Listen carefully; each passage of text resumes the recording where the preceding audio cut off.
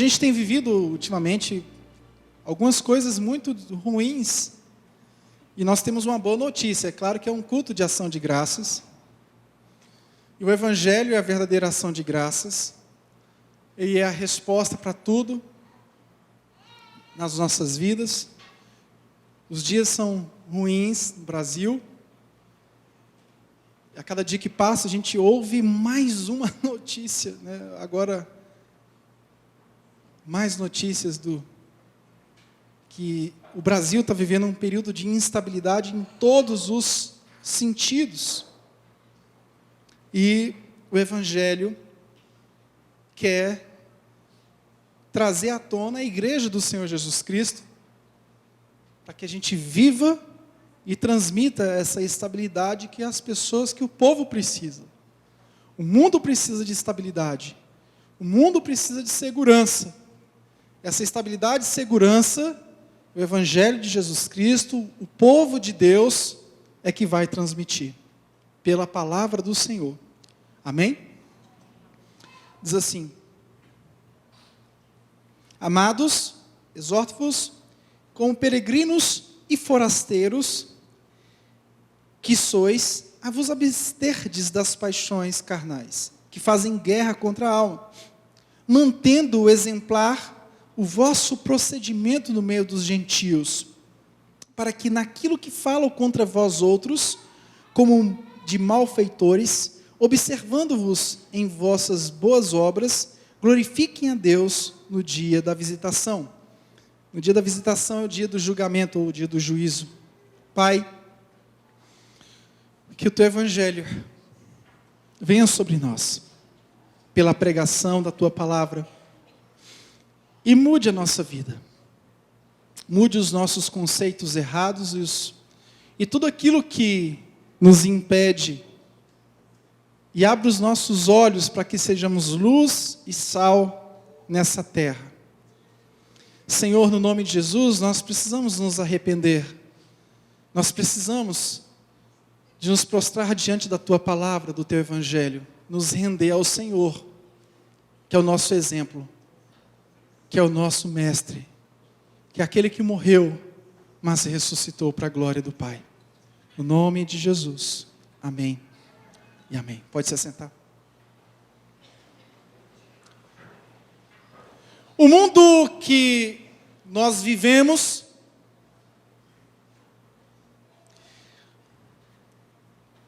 sempre tem produzido culturas que desaguam em valores. Eu lembro que, quando eu era criança, já se falavam de algumas questões que nós vivemos hoje, mas não era tão escancarado. Eu lembro que meu pai morava na Bahia, e a minha mãe e minha avó, elas me colocavam ou no avião ou no ônibus para ir para a Bahia, e a gente não tinha aquela preocupação com os males atuais, pedofilia, essas questões todas. Eu lembro que, quando eu era pequeno, eu brincava de carrinho de rolemã, brincava de bolinha de gude na rua. Quem aqui brincou de bolinha de gude? Caramba!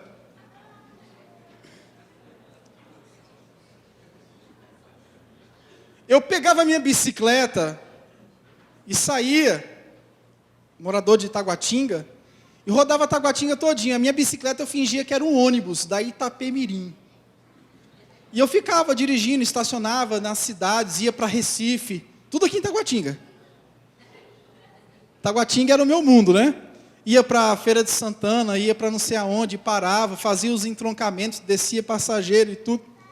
Ficava o dia inteiro, ia para a quadra de futebol e jogava bola. E se não fossem lá me buscar, eu tinha uma tia chamada tia Raimunda, bem magrinha, pequenininha. Ela ia lá e me procurava: vamos para casa que o pessoal já está nervoso contigo lá.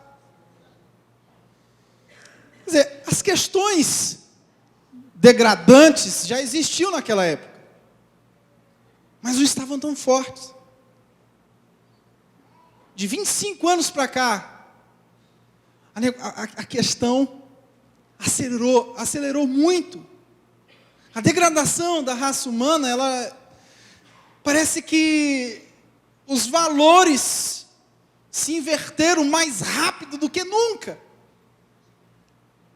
E a gente vive nessa cultura, onde uma criança é adultizada, onde uma criança não pode viver a sua fase de criança, ela tem que ser quase que adulta, onde a gente vive com medo de tudo. Se a gente mora num condomínio fechado, e mesmo assim, morando em condomínio fechado, a gente fica com medo de tudo. Nós vivemos um período muito difícil, um período de instabilidade. Instabilidade na economia, instabilidade na política, instabilidade na família, instabilidade religiosa, instabilidade em tudo na vida. Os valores que nós temos hoje não trazem estabilidade e segurança que nós como cristãos precisamos internamente e que também precisamos transmitir lá fora. Os nossos filhos precisam de estabilidade, de segurança. Nossa família precisa de estabilidade e segurança. A igreja precisa de estabilidade e segurança. O mundo lá fora precisa de ver estabilidade e segurança. E o Evangelho de Jesus Cristo, através das nossas vidas, vai transmitir essa estabilidade e segurança. As pessoas buscam respostas.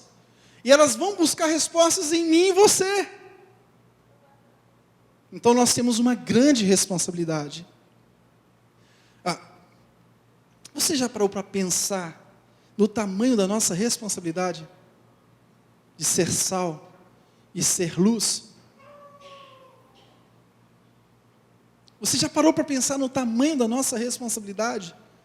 O tempo todo nós estamos em autovigilância, a nossa consciência sendo apurada pelo Evangelho o tempo todo, nos prostrando diante da palavra de Deus, diante do Senhor da palavra, nos arrependendo constantemente de coisas que a gente pensa, de coisas que a gente fala, de coisas que a gente faz, ou de coisas que a gente deixa de fazer. E a gente precisa continuar nos arrependendo, porque os absolutos não existem mais. O único de absoluto que restou foi o Evangelho. E vai permanecer por toda a eternidade. As únicas respostas confiáveis são as que o Evangelho traz. Esse texto de Pedro foi escrito para cristãos confusos, como assim nós talvez estejamos hoje. Naquela época as pessoas já estavam confusas, elas já não sabiam para onde ir, elas já não sabiam para que direção tomar, um período de perseguição. E Pedro fala no capítulo 5, versículo 12, por meio de Silvano, que para vós outros é fiel irmão, como também eu considero, vos escrevo, exortando e testificando de novo que esta é a genuína graça de Deus. Nela estais firmes. Nela estai firmes. Então, diante de toda a confusão, diante de toda a perseguição, diante de toda a bagunça que está acontecendo ao seu redor, Pedro fala para aquela comunidade, e não só para aquela comunidade, mas para nós hoje, olha, fiquem firmes na graça. E ele direciona as suas reflexões às alegrias e glórias eternas. Por quê? Porque a esperança de Pedro nunca foi neste mundo. Nunca foi neste mundo. O nosso problema é que nós depositamos muitas fichas neste presente século. Nós precisamos expressar o Evangelho a este século, ao momento histórico que nós vivemos, que nós estamos vivendo. Mas nós não podemos colocar fichas neste mundo. É o que Pedro quer nos ensinar através dessa carta. Olha, vocês precisam ficar firmes na graça do Senhor, vocês precisam tomar algumas atitudes que nós vamos tratar aqui hoje, mas ao mesmo tempo que vocês precisam ficar firmes no ambiente que vocês estão aí, sendo perseguidos, muita luta, muita guerra, muita dissensão, muita perseguição, entendam que a alegria e a glória do cristão é eterna. Porque em tudo aquilo que você se respaldar hoje e tentar segurar hoje, você pode ser confundido. Mas no Evangelho não. O Evangelho ele nunca te confundirá. Ele sempre te trará uma segurança. Então Pedro vai falar desse comportamento que nós temos que viver em meio ao sofrimento. Você diz, pastor, está certo, eu estou sofrendo, o Brasil está sofrendo, o mundo está sofrendo, a igreja está sofrendo, está tendo muita coisa, muitos ataques, a gente sofre pela negligência do Estado, aconteceu essa barragem, foi pela negligência de uma empresa, de homens ricos, bilionários, a barragem foi liberada, devastou tudo e até agora não houve nenhuma resposta. É claro que a busca pela justiça é necessária nos ambientes para que se resolvam as questões. Mas Pedro, ele admoesta-nos a como nos comportar em meio a tudo isso. O islamismo avança. E eu não vou dizer isso em caráter profético não, porque eu não gosto de ficar brincando com esses negócios, detesto isso. Eu vou dizer conforme a história está apontando. Danilo, depois você corta para mim, tá? Eu quero... mas corta mesmo. Que ele fala que vai cortar, não corta nada. Corta, viu, bonitinho? Bonitinho da cara feia. O islamismo está avançando. O governo concedeu um lote aqui de 20 mil metros para a mesquita. O nosso a gente tem que pagar, né? Não é assim? O nosso está com um processo lá, desse tamanho o processo, para pagar. Vamos pagar mais de 1 milhão. O islamismo conseguiu um lote aqui no Brasília de 20 mil metros quadrados. Estão avançando. E deixa eu te dizer, a igreja vai sofrer ataques terríveis, porque eles estão crescendo. É para a igreja, a comunidade lá de Pedro, e para essa igreja que vai enfrentar tamanha perseguição, que Pedro está falando. Eles vão se infiltrar nas escolas, vão se infiltrar na vida profissional, vão se tornar patrões. Muitos deles, de fato, são religiosos apenas, outros são extremistas. Então, a gente não está vivendo um período legal. E a gente ainda encontra os esquerdistas que apoiam isso aí. É complicado isso. Não dá para entender isso. Você concedeu um lote de 20 mil metros quadrados aqui em Brasília, mas o crente tem que pagar o lote dele. É digno, claro que é digno. Você está entendendo como é que é? O nativo, o crente tem que pagar. Mas eles vieram lá do outro lado do mundo ganhar o lote aqui. O governo deu o lote para eles aqui. A coisa não está fácil. A coisa não está fácil. E a gente precisa entender que a perseguição vem, e quando ela vem é para apurar a nossa fé. A nossa fé vai passar pelo fogo. Muitos ficam brincando de ser cristãos aí, fazendo campanha de igreja em igreja, pula para cá, pula para lá, cai para lá, não sei o quê, aquela bagunça toda, e isso e aquilo, lá. Meu irmão, vai chegar um dia que os verdadeiros crentes vão se manifestar na terra. E esse dia está chegando. E nós precisamos agir conforme Pedro nos ensina. Ele é um apóstolo da esperança. Em meio à confusão, ele traz a esperança. A esperança do crente é pregar a glória futura. Muitos estão muito preocupados em pregar tudo aquilo que você precisa viver aqui e agora e tal, lá. Negócio de cruz. E falar de cruz é muito difícil. A mente do homem não alcança a vida eterna. De fato, a mente do homem que não nasceu de novo nunca vai alcançar a vida eterna. Mas nós precisamos pregar isso. Como o cristão se comporta em meio ao sofrimento? Como nós vamos nos comportar diante da perseguição? Diante da batalha? Eu sei que talvez você esteja vivendo uma batalha pessoal, que não tem nada a ver com uma batalha nacional. Se pastor está falando dessa batalha nacional aí, mas eu estou vivendo uma batalha pessoal. Essa mensagem é para você também. Está vivendo um sofrimento muito intenso na sua vida. Essa carta tem como tema central o sofrimento.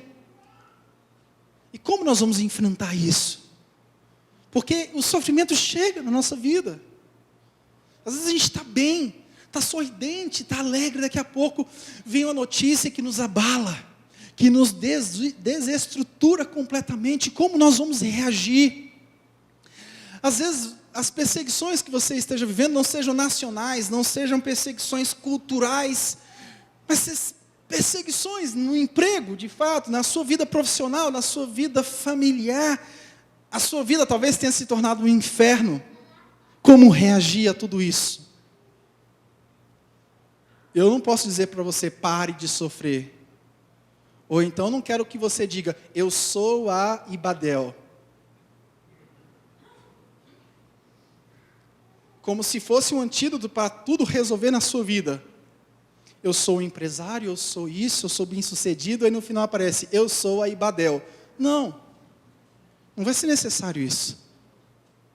Já viu como é que as estratégias de marketing hoje mostram os homens bem-sucedidos, em carrões, e tal, isso e aquilo, tudo muito bom, e no final, eu sou a Ibadel. É assim que nós temos que nos comportar diante desse mundo, dizer para o mundo que nada está tudo certo, que a partir do momento que eu me tornei crente, de fato, eu agora tenho uma bandeira, e essa bandeira resolve tudo na minha vida, e agora, pronto, eu achei o antídoto contra o sofrimento, eu parei de sofrer. Para que sofrer? Sofrer para os fracos. Não, queridos, isso vai alcança, assim como aconteceu com Jó. Quando Jó menos esperava, a coisa virou. De fato, a gente precisa se converter ao Evangelho. Porque somente convertido ao Evangelho, nós vamos ter possibilidades de olhar para isso e dizer, caramba, a minha vida depende da glória de Deus, depende da glória futura. A minha esperança não é aqui.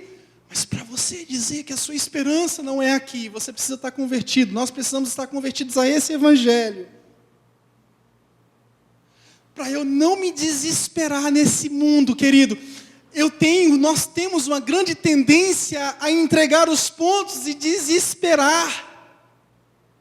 Para que isso não aconteça de fato, nós precisamos, com certeza, de ter uma visão maravilhosa desse Evangelho, uma visão poderosa que nos transponha da nossa imbecilidade terrena e nos leve a enxergar a Nova Jerusalém, que nos leve a sair dessa idiotização que quer nos consumir e a olhar para o alvo que é Cristo.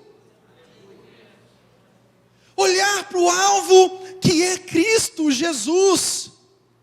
A nossa conduta nessa sociedade.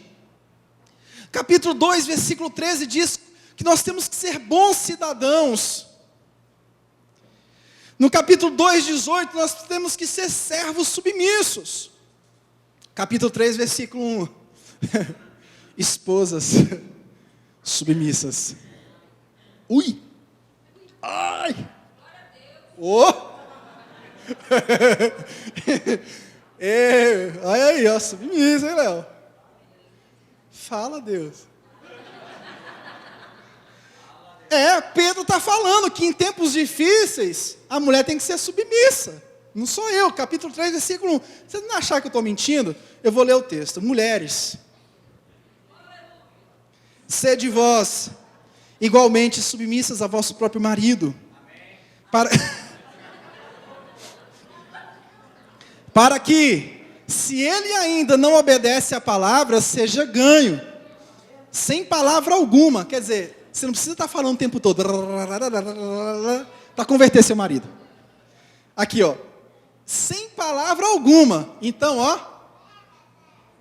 Bico calado. Tá? Por meio do procedimento de sua esposa. E o texto de Pedro fala de várias reações. Maridos precisam ser dignos. Capítulo 3, versículo 7. Maridos, vós igualmente vivei a vida comum do lar, com discernimento, tendo consideração para com a vossa mulher como a parte mais frágil.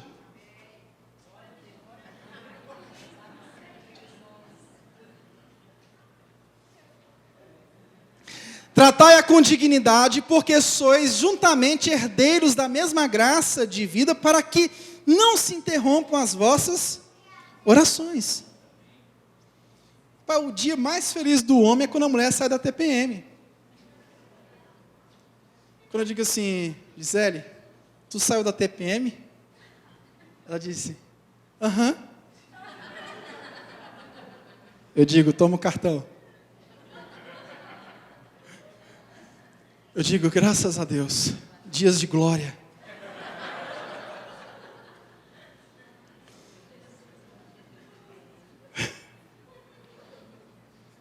Como nós vamos reagir em meio ao sofrimento?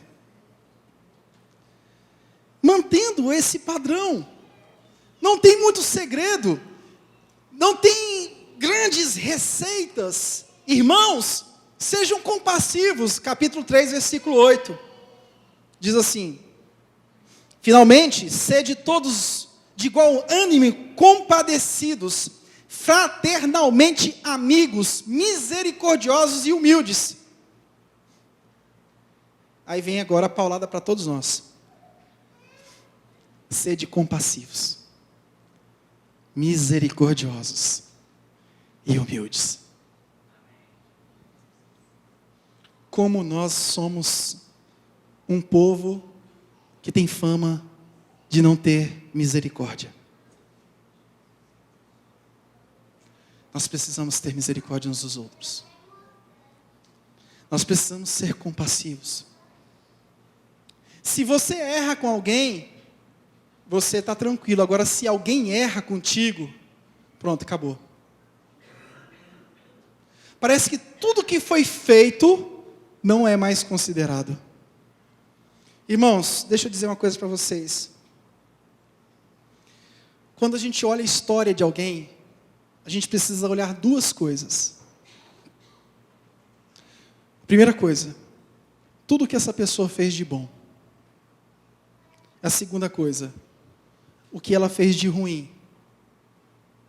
E pegar o que ela fez de ruim e transformar em misericórdia. Nós temos que tomar muito cuidado com essas atitudes de querer apagar o passado das pessoas.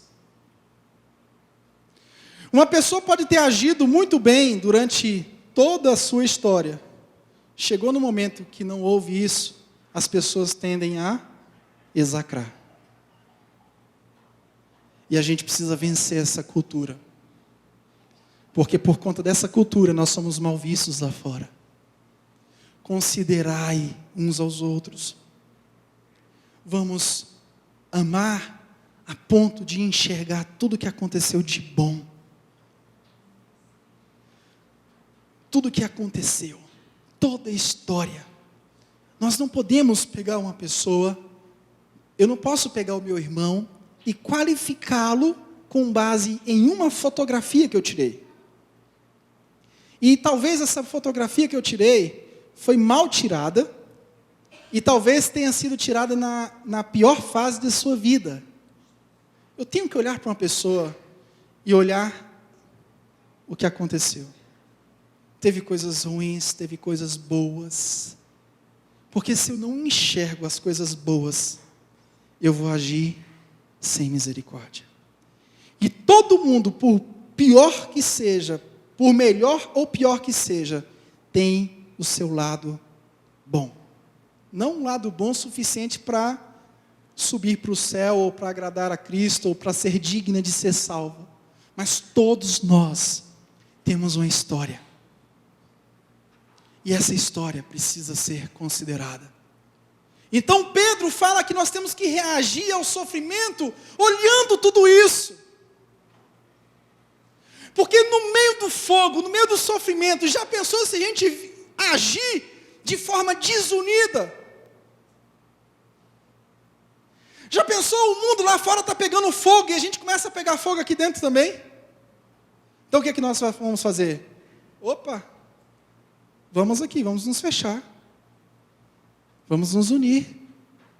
Vamos andar como família de fato. Vamos nos blindar. Não é você participar de esquemas fraudulentos, não. É de fato se unir, se blindar. Um povo marcado pelo perdão, um povo marcado pelo amor, um povo marcado pela graça, um povo que aprendeu a viver de forma compassiva. E diante de tudo isso, o mundo lá fora vai olhar para nós e vai dizer: opa, aqui está pegando fogo, mas de fato, o Evangelho é um Evangelho poderoso. Eles estão lá. Eles estão juntos, estão unidos, fortes em Cristo Jesus. É um desafio para nós, igreja, que estamos completando 13 anos, estamos na fase da adolescência. É um desafio para mim, é um desafio para todos nós. Esse desafio nós temos que viver, esse desafio nós temos que percorrer. O texto é bem claro, olha, mantenha o exemplar, o vosso procedimento entre os gentios.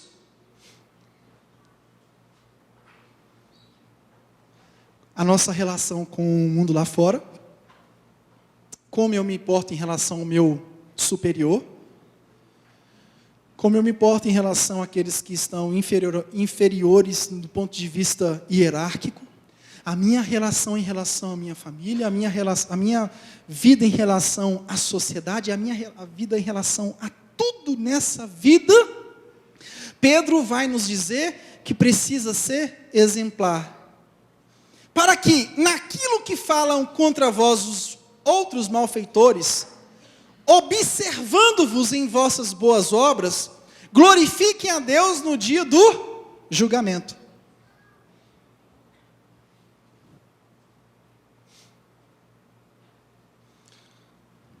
Essa carta tem dois lados. Ela tem um lado doutrinário, teológico, e um lado prático. E o que que Pedro nos ensina? O lado teológico você precisa crer. Fundamentos você crê. E o lado prático?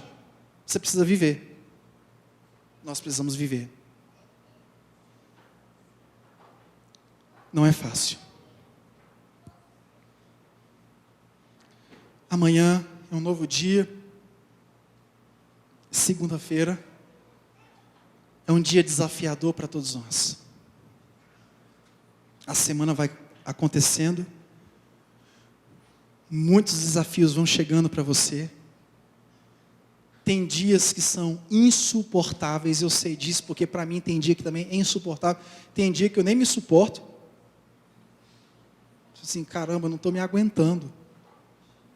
Isso acontece comigo também. Tem dia que eu estou entediado, tem dia que é nem melhor você me ver. Tem dia que não é nem melhor passar aqui. Que eu tô a cara ruim, dor de cabeça, entediado. Vou tomar um café para melhorar um pouco. Isso acontece com todo mundo. Agora, o que fazer? Você sabe que muitos reformadores, eles viveram vida de depressão? Não estou dizendo que eu sou depressivo, não. Muito pelo contrário. Eu não sei o que é isso. Graças a Deus. Mas você sabe que muitos reformadores, homens que tiveram grande influência nessa história da igreja, foram homens que viveram períodos de depressão terrível. E não se livraram dessa depressão, mas de fato tinham a convicção da vida eterna. Mas como essas pessoas conseguiram passar por essa terra, às vezes com problemas tão difíceis? A esperança que elas tinham. A esperança que Pedro nos ensina, a esperança da glória eterna. Você sabe por quê? Porque muitos dos nossos problemas serão resolvidos, mas outros não serão resolvidos. Eu já cheguei a essa convicção. Oxalá que todos os nossos problemas sejam resolvidos. Eu torço para que todos os meus problemas sejam resolvidos. Oxalá que todos os seus problemas sejam resolvidos. Mas eu quero te dar uma boa e uma notícia ruim. Qual que você quer ouvir primeiro? Hã? A ruim? Tá. A ruim é que talvez o seu problema não seja resolvido. E a boa? A graça do Senhor vai te ajudar a suportar tudo que você viver nessa terra. A boa foi melhor que a ruim? A boa foi melhor que a ruim? O problema é que esse mundo quer inverter a ordem. Eles querem dizer o seguinte: não, vai resolver tudo, seja por meio da graça ou não. E as pessoas começam a viver um engano, porque elas às vezes ouvem uma palavra que afagam o seu ego, que estimulam, que ela passe a semana determinada, mas quando chega no momento ela cai de novo no desânimo. Por quê? Porque a esperança que tem sido trabalhada no coraçãozinho dessa pessoa é uma esperança terrena. Essa esperança terrena, quando é trabalhada no nosso coraçãozinho, ela falha. E a gente se pega vivendo as mesmas emoções negativas que estávamos vivendo.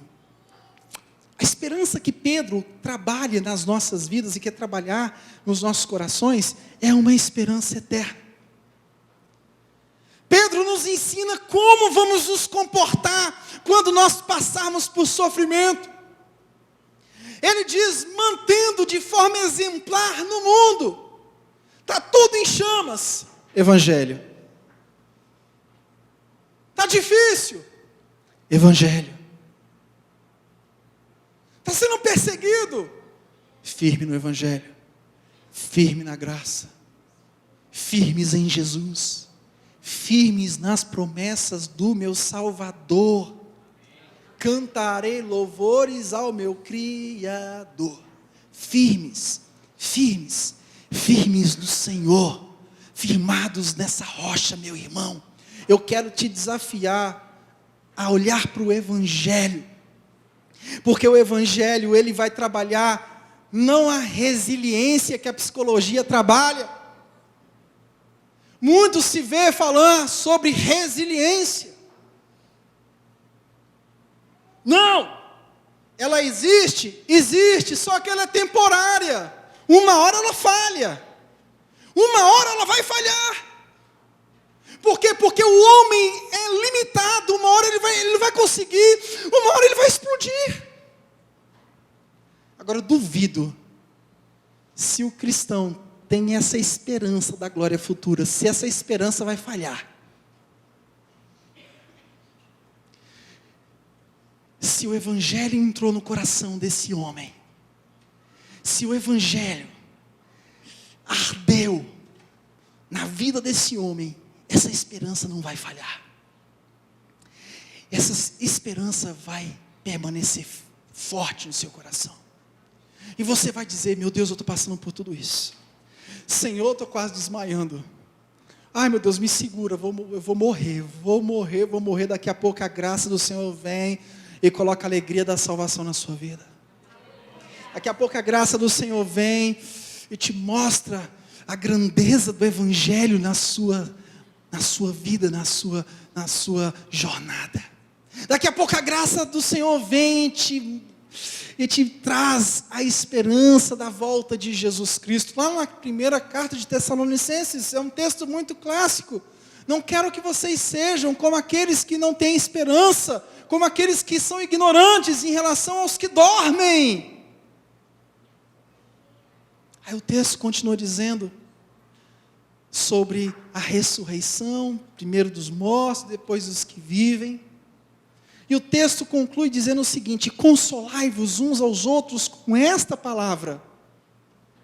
O mais que eu diga para você algo para trazer conforto no seu coração, diante de todas as lutas que você esteja passando, o mais que eu traga promessas e mais promessas, 12 dias de oração para 12 meses de vitória, o mais que eu profetize tudo aquilo que você vai receber,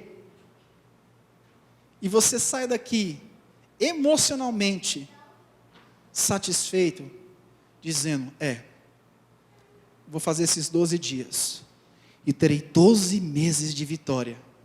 No primeiro mês de derrota que você tiver, você vai desacreditar.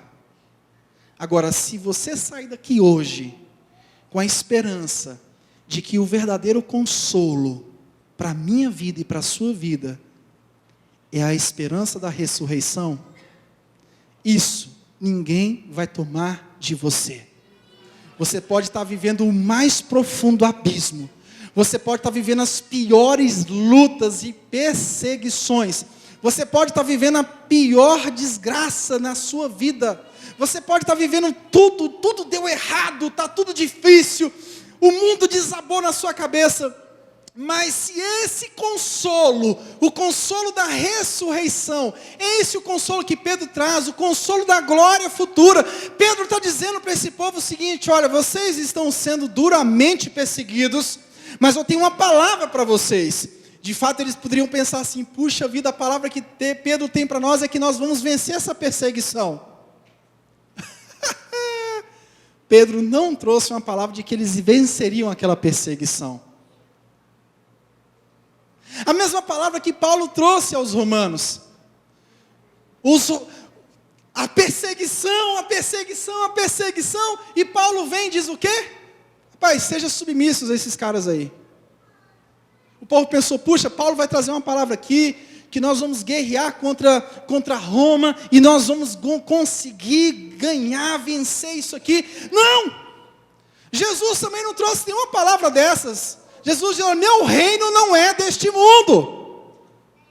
O meu reino não é deste mundo. Então, irmãos, olhem para mim. Deixa eu te dizer uma coisa. Jesus não trouxe, os apóstolos não trouxeram nenhuma palavra de esperança para esse mundo caído. Para um mundo consumista, isso é terrível. Mas para pessoas regeneradas, isso faz um sentido. Isso faz um sentido.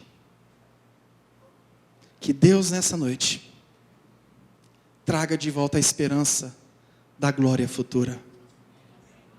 Traga a esperança da ressurreição. Essa é a palavra de Pedro para os que estão sendo perseguidos, para os que sofrem. É a palavra da glória futura. Fique de pé.